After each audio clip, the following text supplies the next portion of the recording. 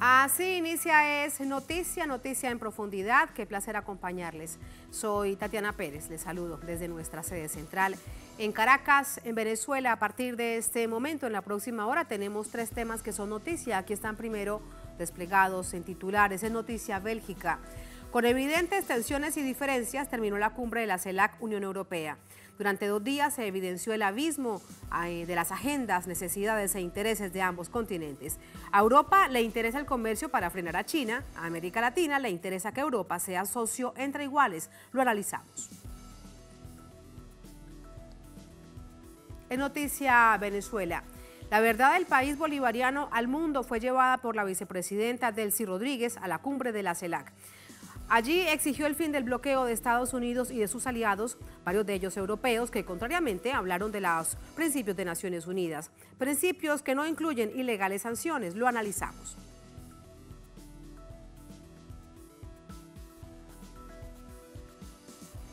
En noticia de Ecuador, a pesar de las promesas de seguridad en tiempo electoral, sigue la violencia política en el país. A un mes de comicios generales, les contamos por qué.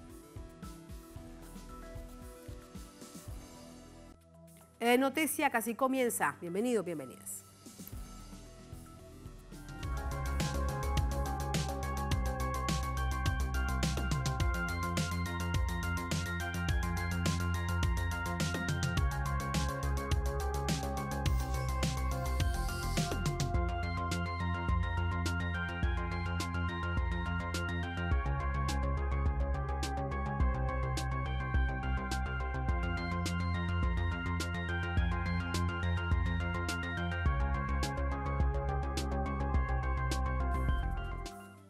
En noticia Bélgica, culminó con un tenso ambiente la cumbre CELAC-Unión Europea.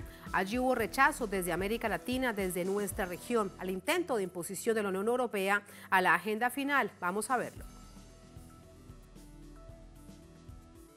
Líderes europeos, latinoamericanos y caribeños culminaron este martes una cumbre histórica en la que se comprometieron a relanzar la relación política y económica entre ambas regiones, tras 8 años de separación. En una conferencia de prensa al final de la reunión, el titular del Consejo Europeo, Charles Michel, y el primer ministro de San Vicente y las Granadinas y presidente pro tempore de la CELAC, Ralph González, aseguraron que la CELAC y la Unión Europea llegaron a un acuerdo sobre una declaración que aprobó el conjunto de países. La relación entre la CELAC y la Unión Europea es hoy más fuerte que ayer o anteayer. Como consecuencia de este acuerdo, es un acuerdo amplio de 41 párrafos que toca y concierne a todos los grandes temas contemporáneos que nos preocupan a ambas regiones. Entre los puntos subrayados en la declaración se encuentra la creación de un fondo para mitigar la crisis climática.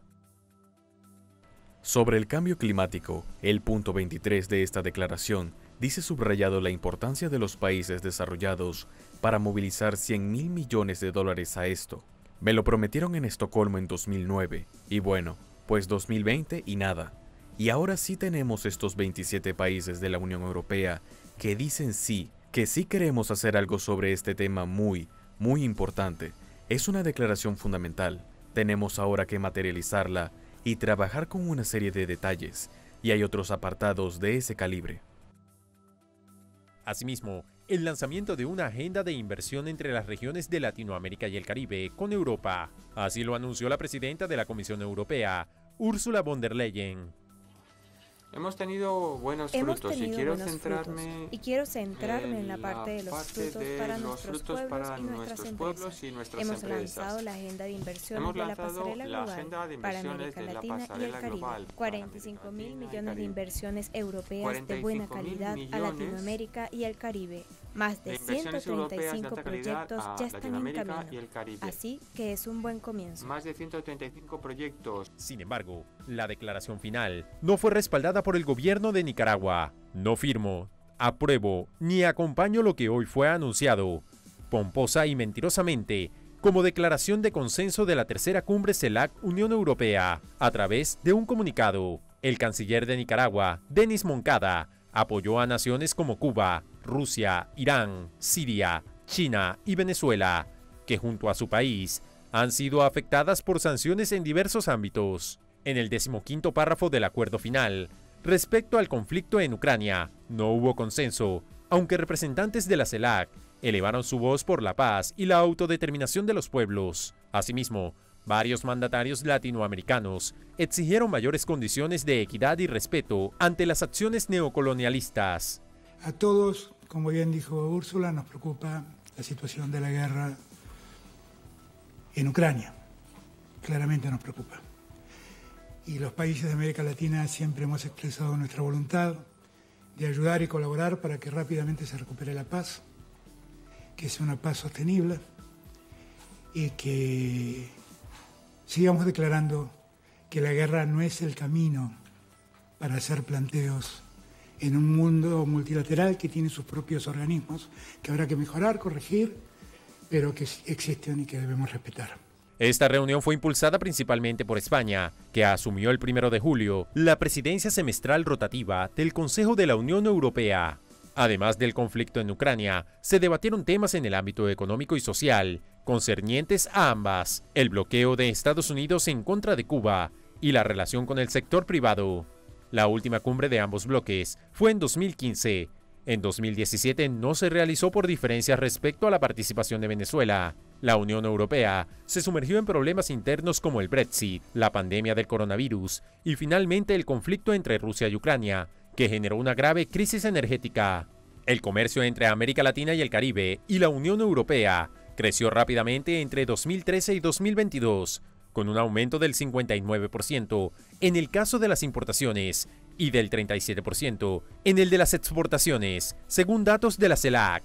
Los líderes se comprometieron a mantener una cumbre entre ambos bloques cada 2 años, la próxima en 2025 en Colombia, así como a dar continuidad a los acuerdos pactados. Así entramos con el análisis. Para ello nos acompaña vía telefónica Juan Pablo Olson, sociólogo, ambientalista, integrante de la campaña global Deuda por el Clima. Nos acompaña desde Buenos Aires, en Argentina. Juan Carlos, bienvenido. ¿Cómo está? Juan Pablo, buenas noches. ¿Cómo está? Hola, muy buenas noches. ¿Qué tal? Muchas gracias. Primero, en el marco general hemos visto que no se logró, aunque aparecían algunos titulares diciendo que sí, un verdadero consenso acerca de la declaración final Unión Europea-CELAC. ¿Cómo viste este punto? Bueno, me parece que hay que rescatar en principio los aspectos positivos que algunos referentes de la CELAC, de los países de América Latina, como declaraciones del presidente Lula da Silva o del presidente Petro, inclusive la declaración del Congreso de la Cumbre de los Pueblos, que es un buen avance hacia un camino de diálogo y cooperación, esta cumbre de la CELAC y de la Unión Europea, porque como ha señalado el presidente Lula, es recuperar el tiempo perdido de hace 8 años que no se realizaba la cumbre. Y evidentemente los conflictos geopolíticos, que son el marco en el cual hay que leer la cumbre, todavía la Unión Europea parece estar atada y condicionada por la política norteamericana, por la agenda del imperialismo, por la agenda de la OTAN, y evidentemente no hubo un acuerdo ahí para la declaración final porque había una presión de la Unión Europea para incorporar un posicionamiento del cual no estaban de acuerdo los líderes de la CELAC sobre el conflicto Rusia-Ucrania, y me parece que ese fue el principal impedimento para lograr acuerdos de declaración final común, y ese me parece, interpreté como el principal conflicto para una síntesis positiva de una cumbre tan importante como la CELAC y la Unión Europea. Y el tema además del aumento del comercio, que fue un asunto central para la Unión Europea en nuestra América Latina, pero no solamente como un hecho que debería ser natural y fluir entre ambos bloques, sino para frenar a China. Y esto es una absoluta realidad, que China está presente en nuestra América Latina con la soberanía de cada país de negociar con el otro que le parezca. Sí, evidentemente hay que tener una lectura que tenga que ver con los principios sobre los cuales la CELAC plantea el diálogo, que es un diálogo de iguales donde se respete la soberanía y que haya una cooperación permitiendo la autodeterminación de los pueblos. Entonces, ningún posicionamiento de ninguno de los bloques debería condicionar a cada uno de los países o a cada una de las regiones con quién tiene la decisión soberana de comerciar, pero nuevamente aparece una lectura geopolítica porque evidentemente la discusión de fondo que hay detrás del posicionamiento de Europa es este cambio que muchos de los líderes en la intervención final, como el presidente de Bolivia, Lucho Arce, o el mismo presidente de Colombia, Gustavo Petro, hablan de la que geopolítica global, el conflicto que está presente, la guerra Rusia-Ucrania por un lado, pero hay que leerlo como un proceso que aceleró lo que en definitiva es una gran crisis del mundo unipolar, una declinación de Estados Unidos como superpotencia, inclusive sobre todo después de casi un siglo u 80 años, una crisis del dólar como moneda única de intercambio comercial y de reserva. Entonces, ante todos estos escenarios, me parece que la posición de la Unión Europea sigue siendo un bloque muy condicionado, no solo por el conflicto Rusia-Ucrania, sino por la geopolítica de Estados Unidos, y desde esa lectura es que critican cualquier otro posicionamiento de otra potencia o de otro país en relación comercial con América Latina y el Caribe. Que no es poca cosa tratar de imponer sobre la agenda un hecho que para nuestra América Latina ha costado tanta sangre, como por ejemplo desde la CELAC, decirle al mundo que somos una zona de paz, Juan Pablo. Sí, eso me parece que una de las cuestiones más importantes, porque hay que recordar, creo que vale la pena recordar las declaraciones de Laura Richardson, la jefa del Comando Sur de Estados Unidos, no hace mucho tiempo, en donde su posicionamiento público era de que Estados Unidos necesitaba control y generar un control sobre los recursos estratégicos de América Latina y el Caribe. Entonces, claramente el posicionamiento de la CELAC es una región de garantía de paz, sobre todo ante una posible escalada del conflicto Rusia-Ucrania, y ese es el principal mensaje. Y me parece que hay otro elemento importante a rescatar de la geopolítica de nuestra región, que es desde la CELAC y dentro de la cumbre de la CELAC y la Unión Europea, un cuestionamiento a los condicionamientos económicos y políticos, como por ejemplo las sanciones y los bloqueos. Y una de las noticias más importantes que surgió de la Cumbre de los Pueblos es la creación de un tribunal acerca del bloqueo a Cuba, con participación de juristas y movimientos sociales y políticos, con presencia inclusive en Europa y en Estados Unidos, que es cuestionar profundamente el inhumano, ilegítimo e ilegal bloqueo desde hace más de 6 décadas por parte de Estados Unidos a Cuba, y los condicionamientos que también ha generado y sanciones que ha generado sobre Venezuela y sobre otras regiones históricamente. Entonces me parece que acá la gran clave en la que hay que leer la cumbre de la CELAC y la Unión Europea es la gran tendencia hacia un mundo multipolar donde se respeten las relaciones comerciales entre iguales y se respete la soberanía y la autodeterminación de los pueblos. Esto es un asunto muy claro, muy transparente para nuestra América Latina, pero mira cómo no para la Unión Europea. La víspera, el presidente del gobierno de España, Pedro Sánchez, precisamente hablaba de sus principios fundacionales de la Organización de Naciones Unidas, la autodeterminación de los pueblos y la soberanía. Pero con todos los ejemplos que hay, Europa es lo que menos respeta, supeditada a la política exterior de Estados Unidos. Así que en esta reflexión lo que uno se pregunta es, válido este encuentro desde una perspectiva política, pero ¿qué tanto futuro realmente tiene? Bueno, ahí creo que hay un gran interrogante, creo que hay que rescatar los aspectos positivos de un diálogo entre los pueblos, sobre todo los movimientos sociales, los movimientos políticos, los movimientos progresistas de América Latina y el Caribe y Europa. Creo que hay que tomar como positiva la declaración final de la Cumbre de los Pueblos, y me parece que esto que vos mencionás lo ha declarado en su intervención el presidente Petro, de que hay que comprender claramente que actualmente Europa padece una dinámica política de una tendencia hacia la derechización y el fascismo. Entonces hay que entender que hay un gran retroceso, así como lo hubo en América Latina, con gobiernos de derecha, como el de Macri en Argentina, o como el de Bolsonaro, o actualmente en Uruguay, el presidente de la calle Pou. Hay que entender los procesos políticos regionales, y me parece que la respuesta a tu pregunta es que Europa está padeciendo un doble proceso de un condicionamiento de Estados Unidos para que se pliegue a su política de la agenda de la OTAN y de la agenda del modelo imperial de opresión de los pueblos, y al mismo tiempo procesos internos dentro de la Unión Europea en distintos países de avance de las derechas o del fascismo, que realmente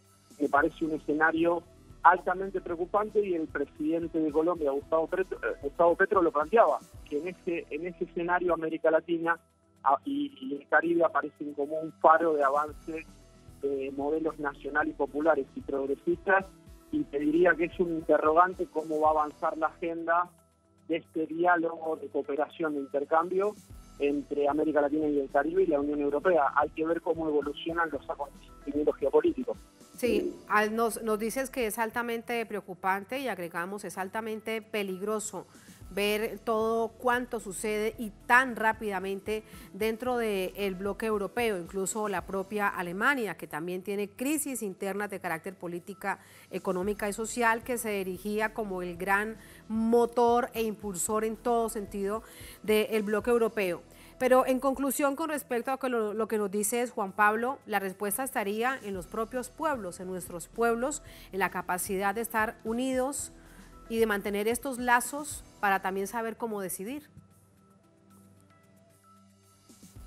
Sí, muchas veces la respuesta a estos interrogantes políticos, sociales, económicos, proviene de la esencia de la movilización de los pueblos, la articulación de los pueblos en instancias trascendentales, como fue la propia cumbre de los pueblos paralela a la cumbre de la CELAC de los jefes y jefas de Estado. Entonces me parece que, como planteaba el presidente de Colombia, Gustavo Petro, decía que hay hacia adelante grandes desafíos como la crisis climática y ecológica, que las Naciones Unidas están alertando que en muy poco tiempo, en las próximas décadas, se pueden llegar a evidenciar, si no se revierten los procesos de profundización de la crisis, escenarios climáticos catastróficos. Entonces, dentro de nuestro escenario como humanidad, se necesita de un diálogo en cooperación, en solidaridad internacional, que América Latina y la CELAC están dispuestos a dar. Me parece que la Unión Europea todavía continúa en un entrampamiento de procesos de derechización, y será la movilización de las sociedades del pueblo europeo la que dé otras respuestas que estén a la altura de los desafíos que vamos a enfrentar desde las distintas regiones y ante la crisis climática como unidad y como comunidad global. Muchísimas gracias por ese análisis, Juan Pablo. Buenas noches. Buenas noches, muchísimas gracias. Gracias a ti. Así vamos a la primera pausa en esta emisión de Es Noticia. Al volver, en Noticia Venezuela, la verdad del país bolivariano al mundo fue llevada por la vicepresidenta Delcy Rodríguez a la cumbre de la CELAC y de la Unión Europea. Allí exigió el fin del bloqueo de Estados Unidos y de sus aliados, varios de ellos europeos que contrariamente hablaron de principios de la ONU. Esos principios no incluyen ilegales sanciones. Lo analizamos. Al volver, estamos en Es Noticia.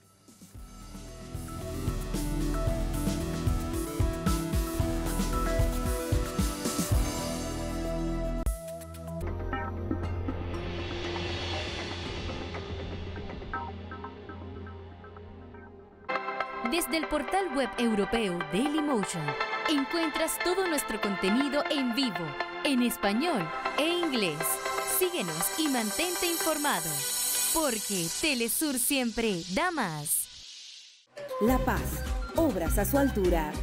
En los municipios de Alto Beni y Palos Blancos fueron entregados módulos educativos. Nosotros creemos en la educación, creemos que es el mejor instrumento para mejorar el nivel y calidad de vida. Nosotros queremos educación de calidad, y educación de calidad se la hace exigiendo a nuestros niños, a nuestras niñas, exigiendo a nuestros jóvenes, porque nosotros estamos seguros que ellos pueden dar más. El municipio de La Asunta celebró la entrega de electrificación rural. Y nuestro compromiso con el personal de ENDE que ha hecho posible esta fase, continuar para tener absolutamente el 100% de nuestro municipio con electricidad. ¡Que viva la paz! Unidos rumbo al Bicentenario. El pasado 4 de julio falleció en la Ciudad de México el historiador argentino, mexicano y universal Adolfo Gil, autor de algunas de las interpretaciones más interesantes y profundas de la Revolución Mexicana y un revolucionario profesional en el sentido más amplio de la palabra. Para conversar sobre su vida y obra está con nosotros hoy en el estudio Imanol Ordóñez. No se lo pierdan. Cruce de palabras por Telesur. Cruce de palabras. Hoy, solo por Telesur.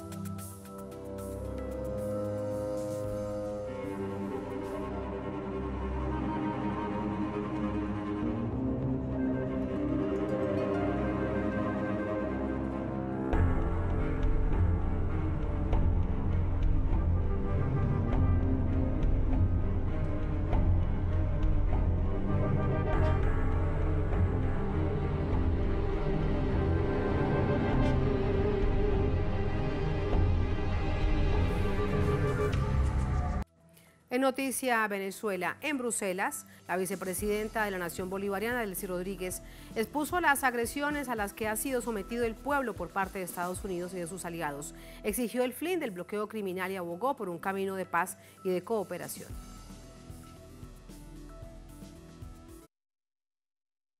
La cumbre de la CELAC Unión Europea sirvió de escenario para que la vicepresidenta Delcy Rodríguez exigiera el cese de las agresiones contra el pueblo venezolano, violatorias del derecho internacional. Bueno, yo estoy de acuerdo con el respeto a la legalidad internacional.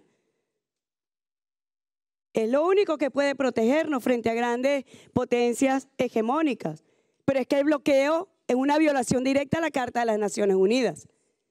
Es una violación directa al Pacto Internacional de Derechos Civiles y Políticos, que dice en su artículo 1.2, nunca, en ningún caso, podrá privarse a un pueblo de sus propios medios de subsistencia. En este sentido, Rodríguez denunció que el criminal bloqueo contra Venezuela se ha convertido en un instrumento de desestabilización para América Latina y el Caribe. En el caso de América Latina y el Caribe, un mecanismo, lo tengo que decir con humildad, como no tenemos y no hemos visto, como Petrocaribe, que era justamente para aliviar las situaciones financieras y económicas de Hermanos del Caribe, como Petrocaribe, después del decreto Obama cayó a cero, siendo que 130.000 barriles de petróleo se destinaban diariamente para financiar proyectos y programas sociales en los países hermanos del Caribe. La vicepresidenta detalló cómo las consecuencias de la agresión económica a la nación bolivariana también han salpicado a Europa. Pero la agresión económica contra Venezuela también ha afectado mucho a los socios que están sentados acá.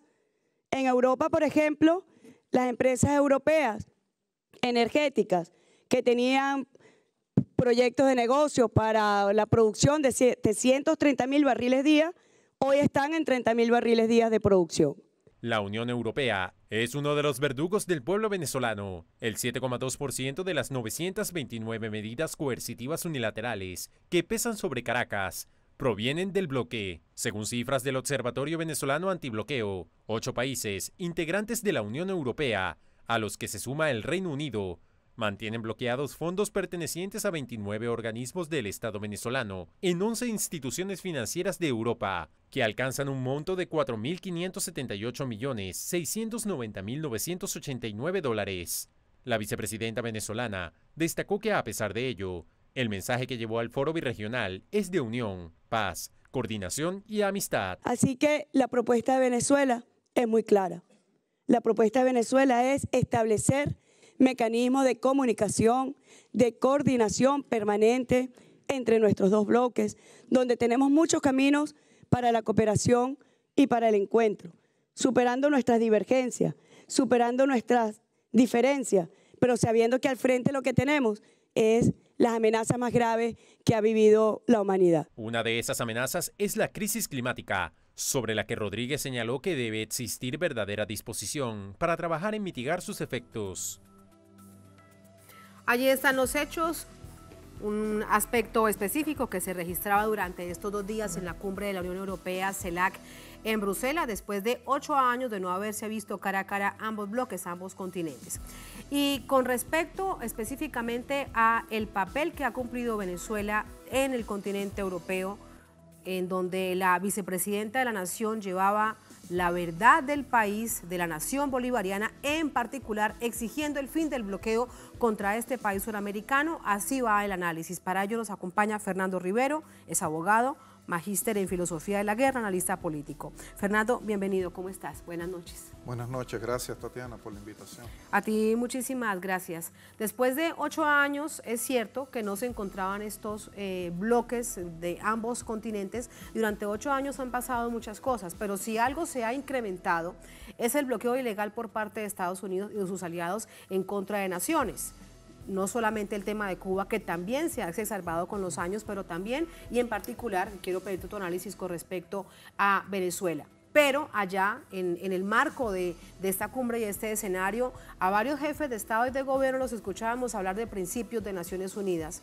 Y como lo decíamos en titulares, en ninguna parte de los principios de Naciones Unidas hablan de los bloqueos criminales e ilegales. ¿Cuál es tu análisis? Bueno, en principio debemos decir que esta cumbre se da en el marco de una gran crisis que vive el modelo neoliberal. Por ejemplo, algunos números: América Latina y el Caribe, como consecuencia de la guerra patrocinada por la OTAN contra la Federación de Rusia, experimenta, según la CEPAL, una inflación alimentaria de más de 13%, una inflación en materia energética de más de 45% y en materia de fertilizante de más de 36%. Eso según datos del año 2022. Pero en el mundo también ha dicho la ONU que hay 3.300 millones de seres humanos que padecen endeudamiento, un endeudamiento, digamos, en países donde se destina más al pago de intereses de la deuda, que los tienen precisamente estas potencias, algunas de ellas de Europa, que a la inversión en materia social. Estamos hablando en definitiva de un mundo donde las grandes potencias hegemónicas, muchas de ellas agrupadas en el G7, lamentablemente han impuesto relaciones desiguales a los pueblos del mundo, y continentes como África o la región de América Latina y el Caribe no pocas veces han padecido las agresiones, entre ellas el bloqueo. En el caso nuestro, Venezuela, Cuba, Nicaragua, hemos sido lamentablemente objeto de agresiones sistemáticas por parte del gobierno de los Estados Unidos, sin hablar, por ejemplo, del apoyo velado del gobierno estadounidense y la Unión Europea en golpes de Estado como el que acaeció recientemente en Perú, el que ocurrió en el 2019 en Bolivia o el que sufrió hace algún tiempo, digamos, allí en Honduras, el presidente Manuel Zelaya. Se trata en definitiva de la necesidad de replantear las relaciones internacionales, y creo que esa ha sido la voz que ha expresado los gobiernos de Cuba, Nicaragua y Venezuela y otros gobiernos de la región en el marco de esta cumbre CELAC Unión Europea. La vicepresidenta Delcy Rodríguez lo decía con muchísima claridad, es que debe acabarse con este bloqueo de Estados Unidos y de sus aliados. ¿Cuántos de esos aliados de Estados Unidos dentro de la Unión Europea tienen recursos secuestrados del pueblo venezolano, de las y los venezolanos, en bancos europeos, el oro además en Reino Unido? ¿Cuánto sumaría todo esto?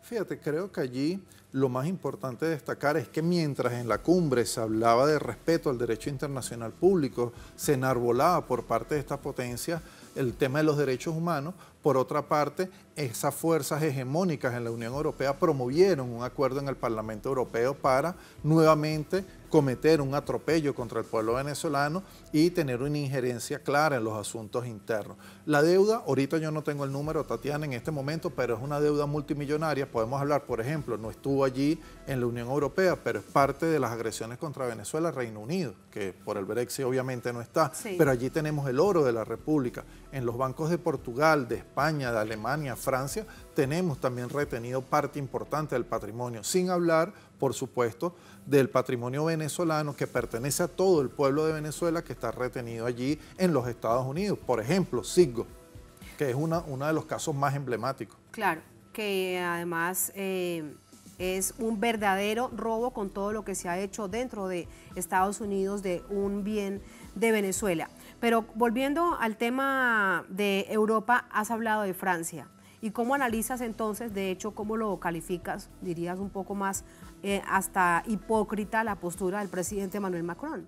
Bueno, ellos necesitan energía. Es obvio que hoy la Unión Europea también es víctima de la crisis energética. Recordemos que con la situación que se está viviendo en Europa del Este, como consecuencia de ese conflicto, hoy toda Europa se ha resentido con relación al suministro de gas que provenía de la Federación de Rusia, pero además la inflación en materia energética es un fenómeno global. Hoy los Estados Unidos también padece eso, de manera que tanto la Unión Europea como los Estados Unidos requieren las fuentes energéticas de América Latina y el Caribe, particularmente la de Venezuela. El presidente Macron, quien también ha sido parte importante de las agresiones contra nuestro país, bueno, se ha presentado como paladín del diálogo, pero la verdad es que él es corresponsable de la tragedia del pueblo venezolano. Cada vez que una persona en nuestro país no tiene acceso real a la educación, a la salud, que ha visto desmejorada su calidad de vida, bueno, allí entre otros autores responsables de estos crímenes de lesa humanidad, encontramos al presidente de Francia. Es importante no olvidarlo y recordar esto para mantenerlo siempre fresco. Esa noche el presidente de Venezuela, Nicolás Maduro, ha hablado al respecto. Aquí está. Una Venezuela de verdad, una Venezuela que está creciendo, trabajando. La inmensa mayoría de este país no quiere nada con esa derecha extremista, con lo que significó Guaidó, toda esa gente patria, negadoras de Venezuela. Nuestra vicepresidenta llevó a la cumbre de la Unión Europea y CELAC nuestra verdad. Hizo bilaterales, reuniones, grupos, su discurso público, sus declaraciones, para que ya definitivamente Europa entienda que Venezuela no quiere retroceder a los tiempos del intervencionismo, del colonialismo, y queremos respeto, y con respeto todo se puede, que respeten la vida social, económica, política, que levanten las criminales sanciones que tienen sobre nuestro país, son injustificadas, inmorales, ilegales desde el punto de vista del derecho internacional y además son criminales. Que las levanten definitivamente sin condicionamiento. Nosotros los venezolanos no aceptamos que nadie nos condicione la vida interna del país. Que las levanten para que abramos las compuertas a relaciones de cooperación. Los inversionistas europeos quieren venir a Venezuela. Yo les digo, son bienvenidos a invertir en petróleo, en gas, en petroquímica, en agricultura, en turismo, en industria. Bienvenidos los inversionistas europeos. Con respeto, todo se puede, con modo todo se puede. Esa fotografía de recibiendo a la vicepresidenta, quedaron atrás las pataletas de los eurodiputados. De eso que ella está sancionada y no puede entrar. Ya es un hecho. Es un hecho. Nosotros queremos pasar la página. Es un hecho que se equivocaron de calle a calle cuando intentaron imponernos a un presidente que nadie había elegido, al bandido y ladrón de Guaidó. Pasaron los años y se demostró quién era el verdadero presidente de Venezuela, quién es el verdadero poder público de Venezuela, qué es la sociedad venezolana. Resistimos sus embates, sus ataques. Ahora queremos pasar la página y ojalá comenzar a escribir una nueva victoria entre Europa y Venezuela. Ojalá, ya queda de parte de ellos. Nosotros queremos, ahora queda de parte de ellos. Ese diálogo, la mesa de diálogo donde estuvo 4 presidentes, estuvo Borrell, ¿qué nos dice de la mesa de diálogo? Bueno, que tiene que haber diálogo, ¿no? Tiene que haber diálogo y respeto. Y que Venezuela, bueno, seguirá sus procesos sociales, políticos. En la mesa de diálogo hubo un consenso, que lo puedo decir aquí entre los dos, hubo un consenso de que hay que levantar las sanciones contra Venezuela. Bueno, que se cumpla el consenso. Esa es la primicia. Así es. Ahí está las declaraciones del presidente de Venezuela, Nicolás Maduro, con respecto a esos 2 días de cumbre de la CELAC. Ha dicho con toda claridad, Fernando, el gobierno de Venezuela, el pueblo de Venezuela, lleva el diálogo como siempre de la Unión Europea, del bloque europeo, está qué hacer, entre otras cosas, qué hacer con ese experimento Guaidó que no les funcionó. Sí, desde luego en este momento, cuando Venezuela se aproxima a una nueva batalla electoral en el cronograma de las presidenciales para el año 2024, se impone, y creo que esto es fundamental, el respeto a la soberanía nacional. Si algo deben hacer las potencias, tanto Europa como otras latitudes, es respetar la autodeterminación del pueblo venezolano, cesar, digamos... Pero fíjate que, perdón que te interrumpa ahora que dices esto, justo hace muy pocos días antes de la cumbre, la Unión Europea emitió un comunicado absolutamente injerencista en el proceso electoral y en la normativa interna de Venezuela. Sí, desde luego, es que se trata abiertamente de una intromisión en los asuntos internos.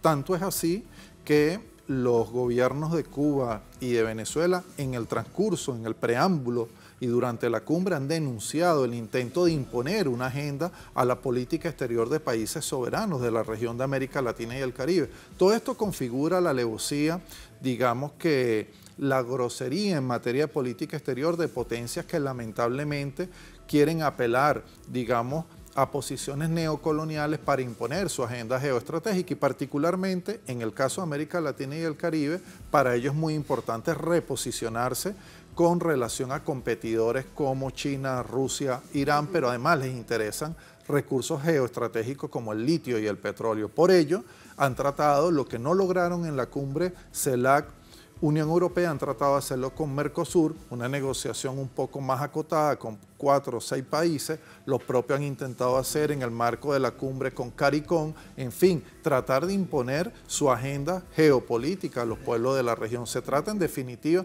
no de los intereses en igualdad de condiciones de los pueblos de Europa y América Latina y el Caribe, sino muy por el contrario, la imposición de la agenda de la Unión Europea, la imposición de los poderosos en detrimento de los intereses de nuestros pueblos.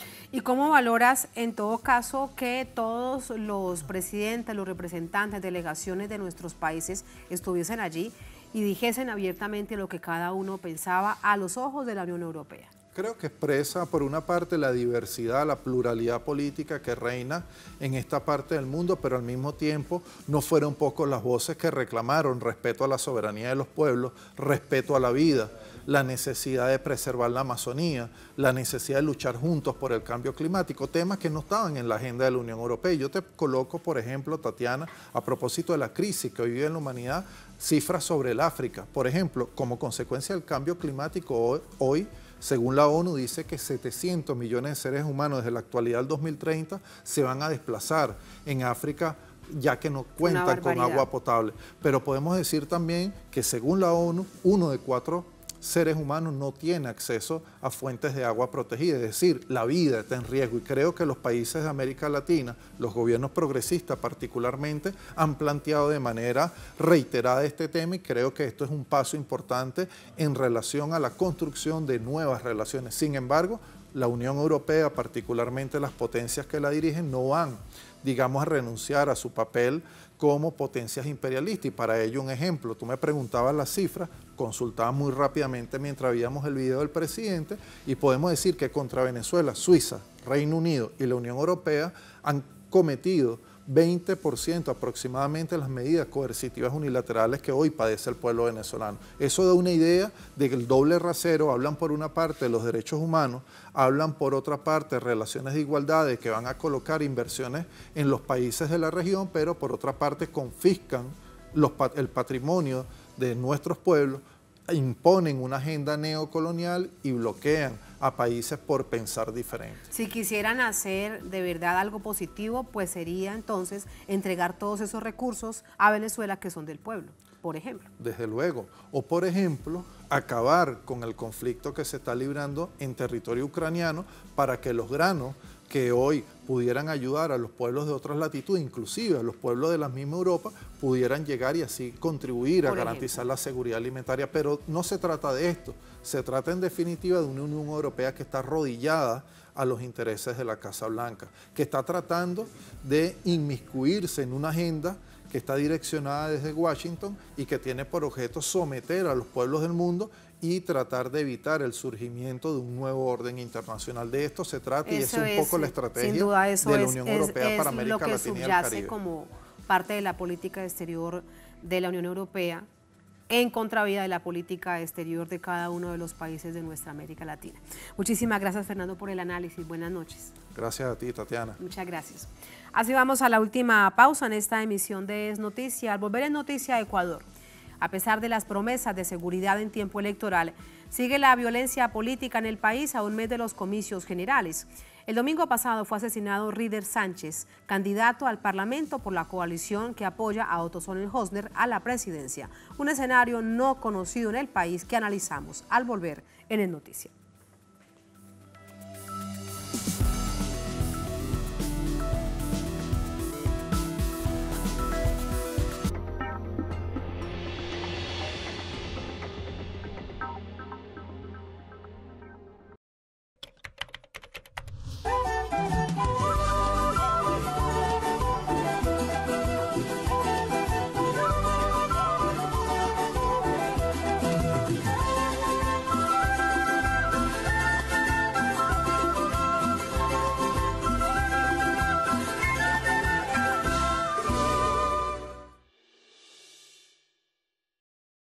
Estamos aquí en la entrega de la obra Instituto Tecnológico Luis Espinal, para nosotros los bachilleres.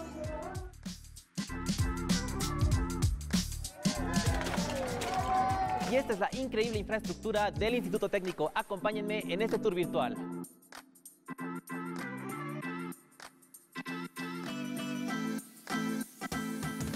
Ya vamos a salir adelante, va a ser reconocido el Distrito 8. Eso sería. Vemos que el Distrito 8 es demasiado grande, entonces nos va a favorecer muchísimo a los jóvenes que tal vez este año estamos en una promoción. Ustedes votaron por un gobierno del pueblo y por el pueblo, y aquí estamos entregándoles un instituto tecnológico que ustedes tanto han querido. ¡Que viva nuestro Departamento de la Paz! Y esta fue la inauguración del Instituto Técnico Luis Espinal. Nos vemos en una próxima oportunidad.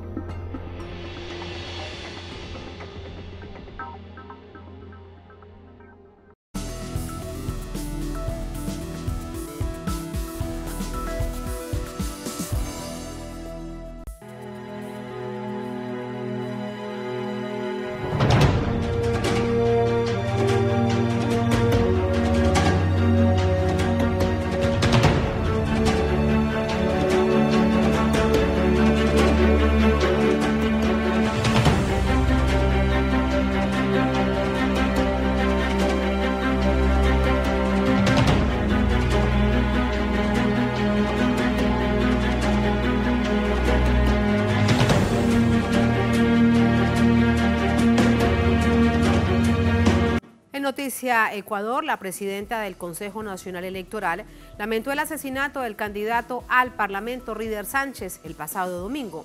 La Policía Nacional asegura que el homicidio no tuvo tinte político a pesar de la forma en cómo se produjo. En tanto, las autoridades alegan que no tienen capacidad para dar protección a todos los y las aspirantes. Vamos a verlo. Ryder Sánchez ocurrió mientras se dirigía a su casa en horas de la noche del pasado domingo, en la provincia de Esmeraldas. Un hecho que le robó la oportunidad de conseguir un puesto en el Parlamento bajo la alianza política Actuemos. Según la investigación de la Policía Nacional, Sánchez fue víctima de la delincuencia común. En medio de su discurso de este martes, Diana Atamaín, presidenta del Consejo Nacional Electoral, lamentó este homicidio. También nos preocupa el tema de la seguridad de las candidaturas y de los periodistas, de todos los ecuatorianos. Pero en este momento queremos hacer énfasis de los periodistas, quienes nos han acompañado y nos acompañarán en este proceso electoral, y cómo no lamentar los hechos acontecidos en las últimas horas con el lamentable fallecimiento de un candidato. Esperemos que esto no continúe. La máxima autoridad electoral instó a solicitar protección del Estado en caso de temer por su seguridad. De los binomios presidenciales, solo 6 binomios han pedido el resguardo policial, excepto el candidato Noboa y excepto el candidato Otto Sonnenhösner. Los dos no han hecho el requerimiento El día de ayer nosotros insistimos a las organizaciones políticas que sigan el procedimiento que ya se les ha indicado. Mientras tanto, el director ejecutivo de la Fundación Andina para la Observación y Estudios de Medios enfatizó en la necesidad del resguardo policial para los periodistas.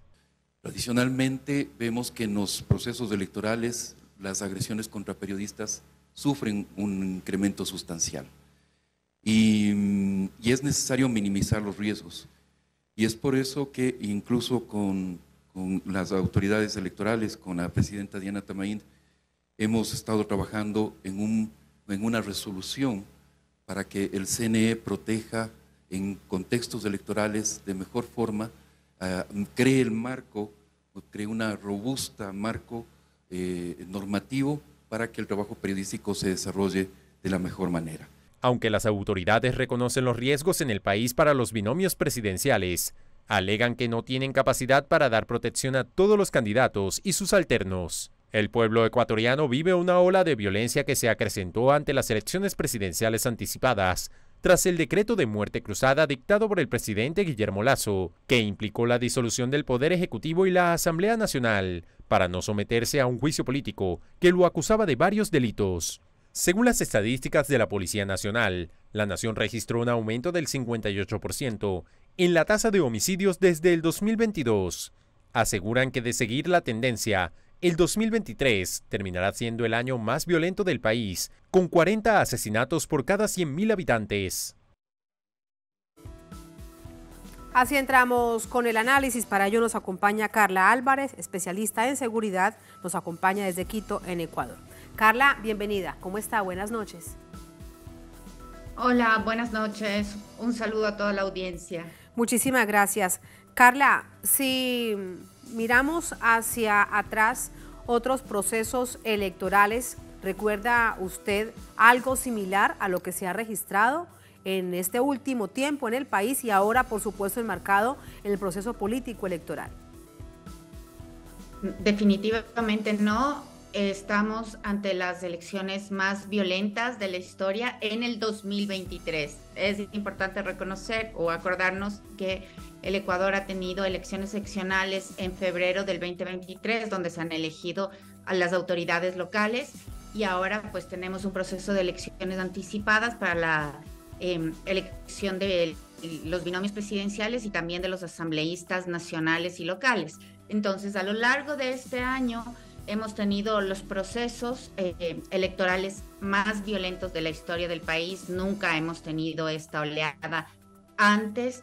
De hecho, para las seccionales de febrero tuvimos como 61 atentados contra candidatos, y dentro de este número llegamos a tener 24 muertos, candidatos que han muerto por atentados de bala, por sicariato, por diferentes motivos. Entonces, claro, estamos en una ola de violencia muy, muy fuerte que es completamente inédita en el país. Carla, las autoridades, la policía rápidamente dice con respecto al asesinato de este candidato que además acompañaba a la coalición a la presidencia del exvicepresidente Otto Sonnenhösner, que no tuvo móviles políticos, pero la rapidez con la que dicen esto genera más inseguridad, más incertidumbre, o realmente hay un poco de tranquilidad al pensar, me refiero además de la perspectiva de la propia población, que la autoridad diga que esto no tuvo un móvil político? La verdad es que el patrón común de los atentados, de los asesinatos que han habido en las contiendas electorales ha sido un vínculo con la criminalidad. Esto no quiere decir que los candidatos hayan sido parte de un grupo criminal, o no todos. Lo que quiere decir es que en las elecciones, en las disputas, al menos las seccionales, y bueno, ahora de los asambleístas, hay una pelea por el control territorial, ¿sí? Esta pelea por el control territorial implica que algunos candidatos pueden ser amenazantes para los grupos criminales, porque efectivamente un nuevo gobierno local podría, por ejemplo, coartar el libre tránsito de mercaderías ilegales, o podría poner mayor atención al movimiento de la población en la zona y restringir las actividades ilegales, por ejemplo. Entonces, lo que ha pasado en febrero es que muchos de los candidatos que fueron atacados han sido por móviles relacionados con la criminalidad. Esto es como dije, el patrón común. Ahora podría ser el asesinato del candidato Rider Sánchez, podría estar relacionado también con un ajuste de cuentas, con un sicariato, pero lo que es menos visible, menos notorio y también habría menos razones evidentes son las motivaciones políticas.